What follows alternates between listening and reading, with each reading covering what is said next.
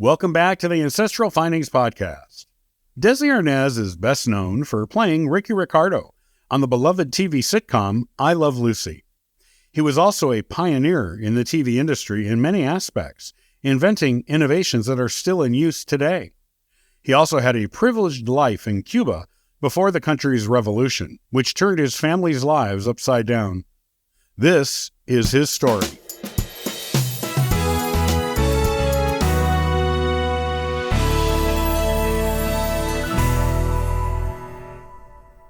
Desi Arnaz was a Cuban-born entertainer, musician, and producer who became one of the most successful figures in the history of American television. He is best known for his role as Ricky Ricardo in the classic sitcom I Love Lucy, which he co-created with his wife, Lucille. Arnaz's impact on the entertainment industry is immeasurable, and his legacy continues to influence television and music to this day. Born Desiderio Alberto Arnaz y de Aca III on March 2, 1917, in Santiago de Cuba, Desi came from a wealthy family. He was the son of Desiderio Arnaz, a wealthy landowner, and his wife, Dolores de Aca, who came from a prominent family in Spain. Desi's father was mayor of Santiago de Cuba, the youngest mayor the town had had at that time, and also served in the Cuban House of Representatives. His maternal grandfather was an executive at the rum company Bacardi. Desi grew up in a privileged environment, but his early life was marked by political upheaval and social change. The Cuban Revolution in 1933 brought revolutionaries to his home, where violent mobs of people destroyed his family's houses, property, and even livestock. Desi narrowly escaped the mob himself, jumping in a car and driving away just in the nick of time. His father, on the other hand, was arrested and spent 6 months in jail before he was released with the assistance of his brother-in-law's intervention on his behalf. Desi and his family emigrated to Miami after his father was released from jail. They came with no money, none of the wealth they were used to living on in Cuba. They had to live in a rat-infested garage apartment where they resided while Desi attended the local high school. In 1934, he attended St. Leo Prep, close to Tampa, in order to improve his English. Desi obtained jobs working at Woolworths and in cleaning canary cages as a teenager. Later, he went into the tile business with his dad, then eventually went into show business. This became his full-time career. Desi loved it and obviously had an aptitude for it. Desi and his family settled in Miami, Florida, where he began to pursue his dream of becoming a musician. He had learned to play the guitar and bongos as a child, and he had a natural talent for music. In Miami, he played in local bands and worked as a gigolo to support himself. In 1939, Desi was discovered by bandleader Xavier Cugat, who was impressed by his musical abilities. He joined Cugat's band as a vocalist and soon became one of the most popular members of the group.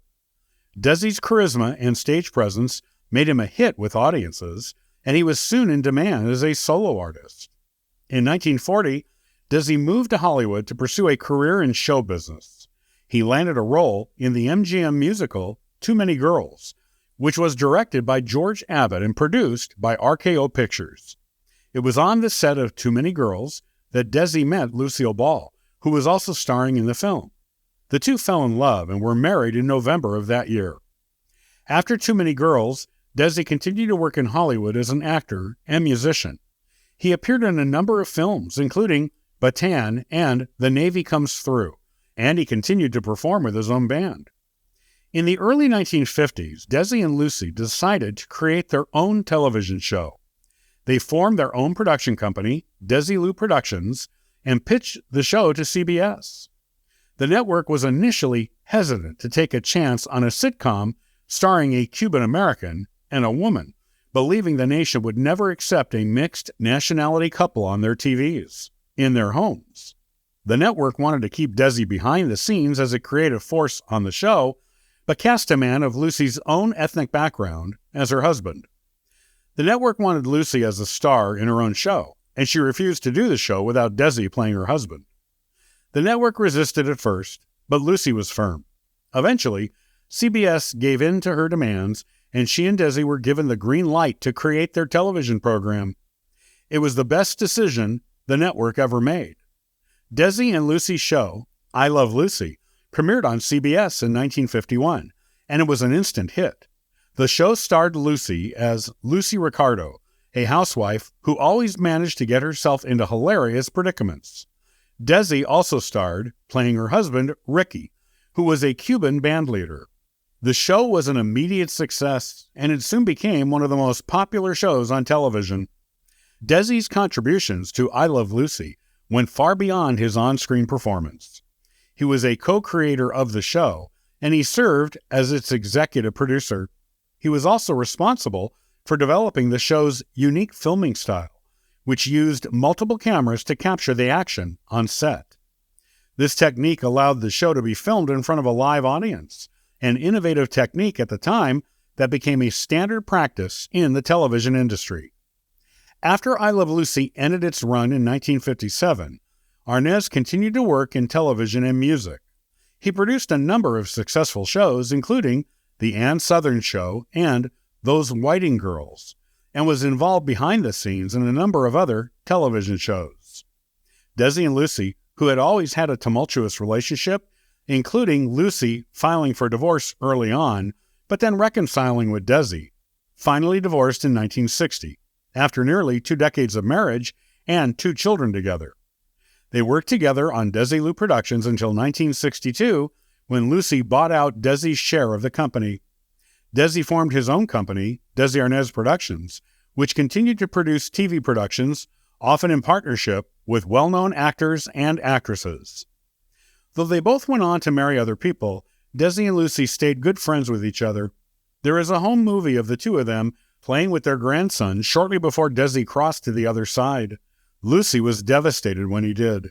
A lifelong smoker, he was diagnosed with lung cancer in his 60s, underwent treatment, and eventually crossed in 1986.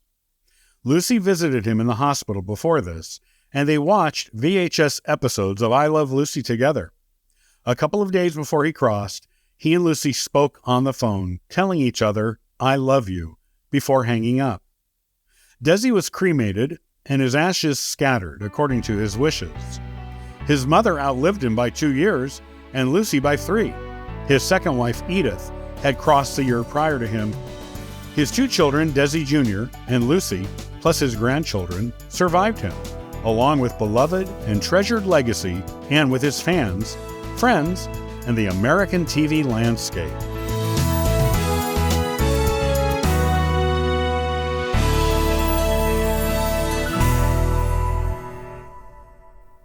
Many thanks for listening and following the Ancestral Findings podcast.